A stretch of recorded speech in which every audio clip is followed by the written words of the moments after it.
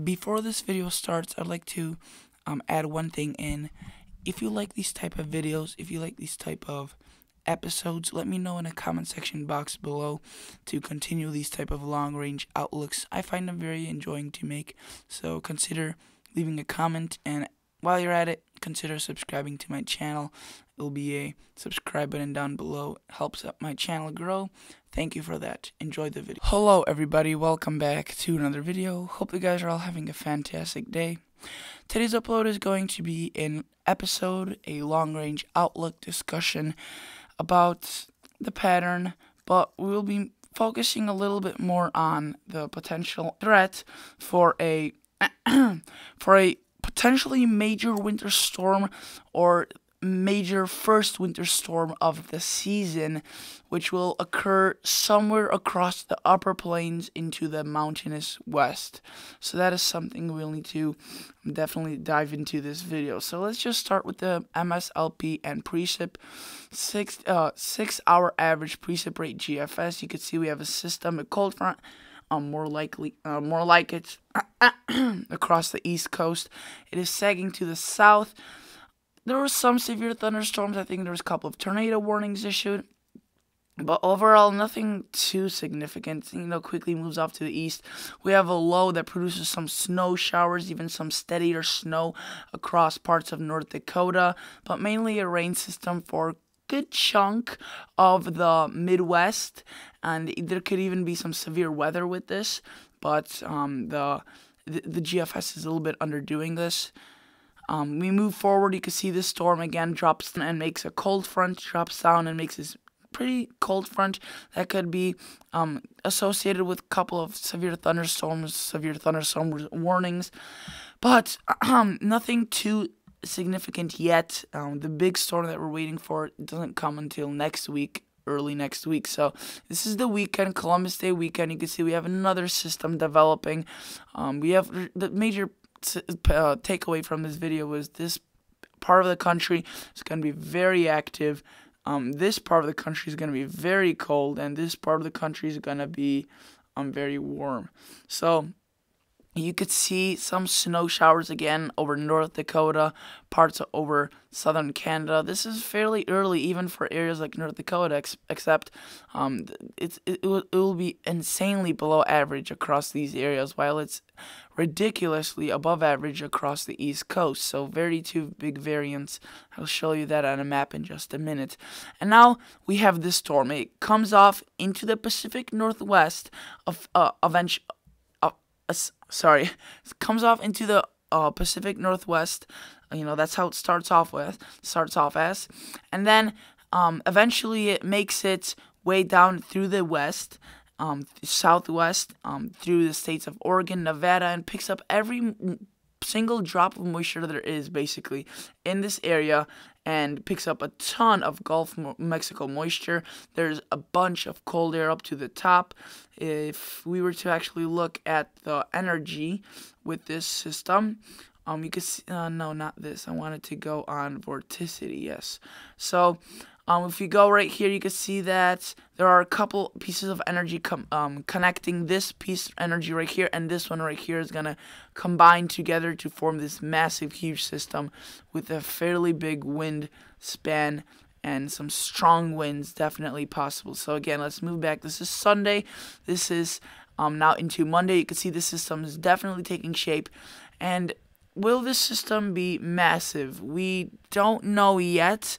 It could be massive in impacts, but not necessarily massive in size. You got to keep that in mind. So will it be as big as this GFS is showing? Probably not, because it's still fairly, far out. But the GFS also tends to make these storms bigger when it's farther out, and tends to decrease the size as time goes on. Sorry about that. My cat was meowing over there, and I needed to address that issue. Okay, so this storm, you see, this is Monday, around midnight, around Sunday evening, and there's already basically I mean, basically a blizzard going on. There could be a major snowstorm, even a blizzard going on in parts of North Dakota, mainly Montana, Wyoming, and southern Canada. A couple of days ago, they were showing this system a little bit further to the south. And again, this is still fairly far out. So will this system still change in position, in size, in strength? Definitely will, guys. This is definitely not set in stone yet. So could this shift to the south? Could this system end up tracking here in the snow, affect even parts of South Dakota and Nebraska? Definitely, yes. But as of now, you can see this storm is gonna be a huge rainmaker. Some severe weather. It's just such a beautiful shape. I need to actually draw this out quickly for you guys. I just love doing this type of stuff. So let's make this a little bit thicker. You can see that the low is centered right here. It's spinning counterclockwise. It's bringing up tons of moisture up into the storm, and then from here it goes into there, up there, and eventually, once it gets cold enough, you see that. We see that the rain, the moisture that came from the Gulf of Mexico, turns into some snow on this side right here, and as the system moves farther to the east, it basically brings the snow a little bit further to the east along with it. So maybe parts of central North Dakota can get in on this, but I would say generally in this region here, I would even say parts of southern. Especially southern Canada will get into on this, and it's going to be a big storm overall. So I'll show you the snowfall amounts in just a minute. They're actually quite substantial. They could be up into the 30-inch amounts. Again, that is an early estimate. Will that be 100% right? Probably not. But it just goes to show you what this storm is capable of producing. Then we have another system developing with some snow and potentially, but again, this is very far out at this point, so far-fetched storms aren't necessarily good predictors, or we can't really predict them well. And then we have a fairly active pattern across the east with maybe a tropical system of some sort happening, and then things seem to calm down a bit. So we're into a very active pattern right now. If I were to show you the total accumulated precip, I mean, it's quite a bit. There are some amounts that are 6 to 12 inches of rain, but a huge area in the purple, which is 2, 3, 4, 5 inches of rain, which is plentiful enough to cause flooding. And now, what you've all been waiting for, let's go to the total snowfall. You can see right there is a money spot of snow. You can see, I mean, absolutely insane load of snow right there. 32 inches, 26 inches, 16 inches. That is, if that were to be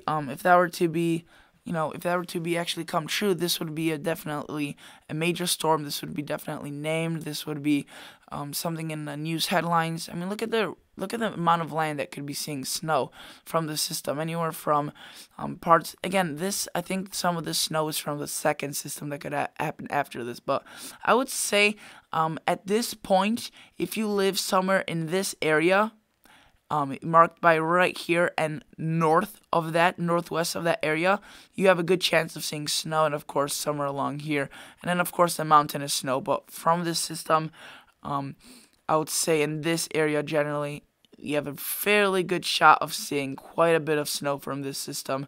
And again, if there are some drastic changes, then it could even go down to, say, this far out, and areas like I have marked in here, could be seeing some heavy snowfall fairly early on in the season. So that is definitely something to keep an eye on for.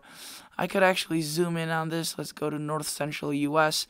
You could see it right there in the corner. That is, again, is this overdone? Probably, but just goes to show you the strength of this storm. So definitely something to keep an eye on.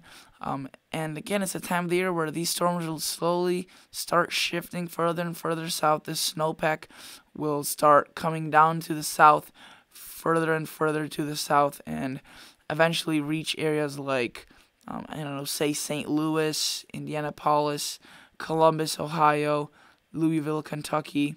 So those areas soon, I mean, anywhere that you typically see snow and fall will potentially be seeing snow soon. That's just kind of a warning sign.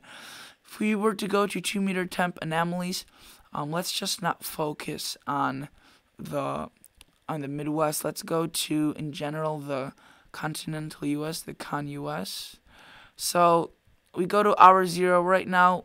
This area of cold weather will be basically shifting itself down to the south and dominating big over. It will be dominating the U.S. the weather pattern, and will be compressing the warm air down into the southeast. I'll show you what I mean in just a minute. So you can see right now we have that storm that I was talking about that could be forming. Not the big one yet, just a small one that could be bringing severe thunderstorms to the Midwest.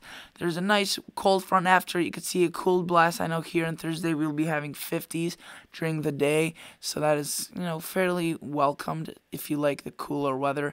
And then the cold air, tries making it in, but gets pushed back by these major storms that come through, bringing the warm air in, and this cold air is forced to retreat.